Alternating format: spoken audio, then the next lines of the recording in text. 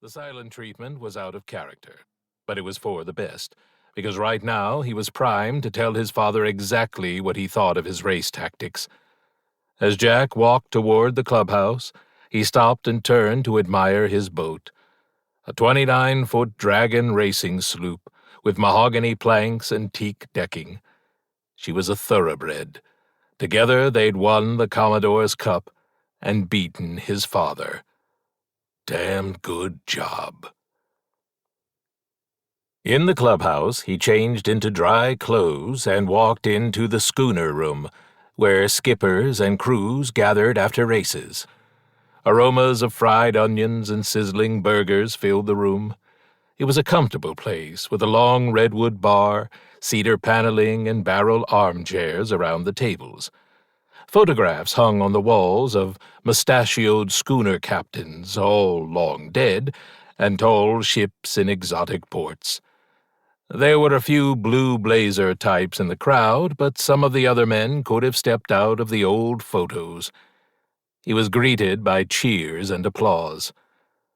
From the far end of the bar, Ronnie Patterson called, "You got guts, Jack. Nasty trick Peck pulled, trying to drive you into the rocks. What got into him today?" He raised his glass to Patterson. No big deal. Maybe not, but his triumph felt tarnished by Peck's behavior. He'd known many of the guys in the room since he'd been a kid in learn-to-sail classes. Later, he'd given summer sailing lessons to pay for his own sailing gear, a rebellion against his father's attempts to use money to control him. As he built his skills, some of the old salts had invited him to crew for them, teaching him how to read the wind, trim sails, and win on race days.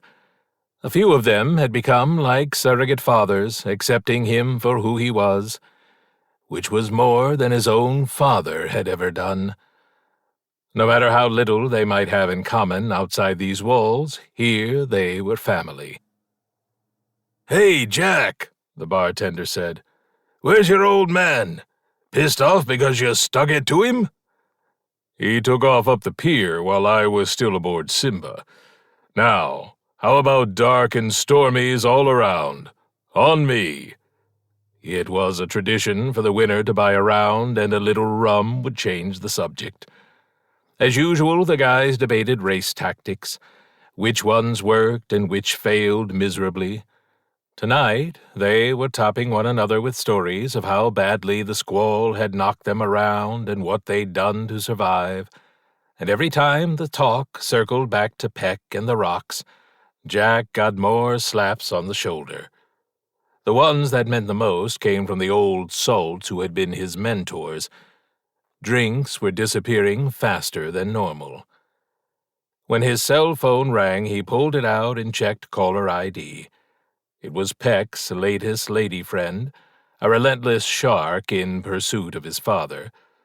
Provocative in uninspired ways, she was determined to seduce Peck into marrying her and made it clear she didn't intend to let Jack interfere. At this moment, she was possibly the last person on earth he wanted to talk with, but since she almost never called him, instinct told him to answer. "Yes, Anita?" Terse but not rude. "I'm at your father's house. He got home a little while ago, headed straight for his study and slammed the door. Something's terribly wrong. You have to help me." Wheedling and high drama were Anita's favorite modes of speech. This time she'd chosen the latter, the one Jack found most jarring. "Forget it, Anita. He's just angry that I beat him for the Commodore's Cup." "That's not it. I know he flares up, then gets over it. So I knocked on the door and said, 'What's the matter, sweetie?' He jerked it open, gave me a nasty look, and said, 'The biggest shit of all time is about to hit the fan. Get your ass out of my house and don't come back.' Then he locked the door. He's never talked to me like that before." Jack knew all about his father's flare-ups.